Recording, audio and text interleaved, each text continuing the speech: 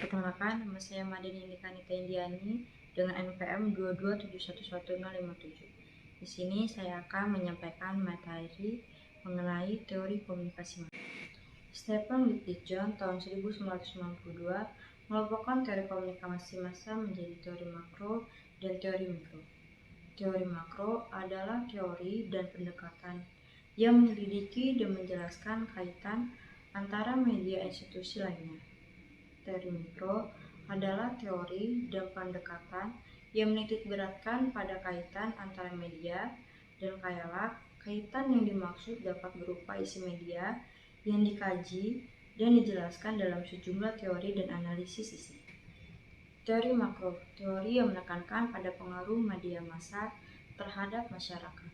Teori mikro dalam komunikasi massa adalah teori yang mengacu pada salah satu kelompok teori komunikasi massa yang menitikberatkan pada pengamatan dan simpulannya pada penggunaan media massa oleh individu dibandingkan penggunaan media massa oleh kelompok, institusi, sistem, atau masyarakat luas.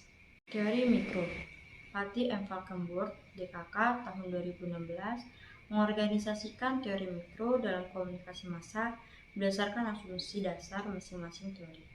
Konsep tentang proses efek media, hubungan antara pengguna media dan efek yang ditimbulkan, interaksi antara faktor media dan faktor non-media, serta batasan kondisi efek media. Menurut Falkenburg, DKK, tahun 2016, teori mikro dalam komunikasi massa meliputi: yang pertama ada teori two-step flow. Teori two-step flow atau teori komunikasi dua tahap atau model komunikasi dua tahap, bahwa efek media massa bersifat tidak langsung dan dibentuk oleh pengaruh pribadi, pemuka pendapat, dalam artian pengaruh media massa disaring oleh pemuka pendapat melalui pengaruh interpersonal. Dalam teori ini, khayalat dipandang sebagai makhluk yang aktif, menyaring informasi melalui proses selektif dan persepsi selektif. Yang kedua ada teori knowledge gap. Teori knowledge gap atau teori kesenjangan ini menitikberatkan pada peran dan penggunaan teknologi komunikasi massa oleh khayalat. Menurut teori ini, media massa dapat meningkatkan kesenjangan pengetahuan yang telah ada antara khalayak dengan status sosial ekonomi tinggi dan khalayak dengan status sosial rendah. Yang ketiga ada teori agenda setting yang digagas oleh M.E. McColumbus dan D.L. Schultz. Ini menggambarkan bagaimana media massa mempengaruhi persepsi khalayak tentang apa yang dianggap penting dengan memilih berita tertentu dan mengabaikan berita yang lain. Media membentuk citra atau gambaran dunia seperti yang disajikan dalam media massa. Yang keempat ada teori US and gratification. Sejatinya adalah teori yang lebih menitikberatkan pada motivasi pengguna oleh khalayak dibandingkan dengan efek media massa pada khalayak. Teori yang digagas oleh Ariel Katz, J. G. Blumer, dan Mikhail Gurevich adalah teori yang berusaha untuk memahami mengapa bagaimana khalayak secara aktif mencari media tertentu untuk memenuhi kebutuhan tertentu khalayak. 5. Ada teori kultivasi atau dikenal juga dengan analisis kultivasi, salah satu ranah penelitian komunikasi yang menyelidiki hubungan antara terpaan televisi dan sikap serta kepercayaan khalayak tentang dunia sekitar. Teori yang dipraksi oleh Georgi Gardner ini berpendapat bahwa semakin banyak waktu yang dihabiskan khalayak untuk menonton televisi, maka khalayak akan semakin percaya pada yang digambarkan oleh televisi adalah realitas sosial yang sebenarnya. Ada teori framing. Teori ini berpendapat bahwa efek media bergantung pada konsepsi sebelumnya yang telah ada dalam memori manusia. Dalam studi efek media massa, teori framing memiliki keterkaitan erat dengan teori agenda setting dan teori framing. Menurut teori framing, media menyuguhkan sebuah konteks bagi diskusi publik tentang permasalahan tertentu yang menjadikan perhatian publik. Yang ketujuh ada teori dan elaboration Lichtenhoff. Teori elaboration Lichtenhoff adalah teori yang dicetuskan oleh John Cacipo dan Richard Petty. Teori ini berusaha menjelaskan bagaimana stimuli bermedia di proses, dan bagaimana proses ini mempengaruhi pembentukan atau perubahan sikap. 8. Ada teori farming dalam komunikasi massa adalah teori yang pertama kali dicetuskan oleh Erving Goffin dengan nama analisis farming.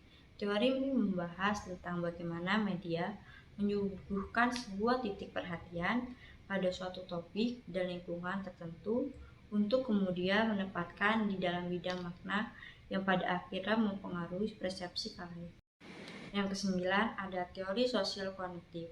Dalam komunikasi massa merupakan pengembangan lebih lanjut dari teori pembelajaran sosial dalam komunikasi massa yang dikemukakan oleh Albert Bandura. Teori sosial kognitif menekankan pada bagaimana dan mengapa orang-orang cenderung untuk meniru apa yang mereka lihat melalui media massa.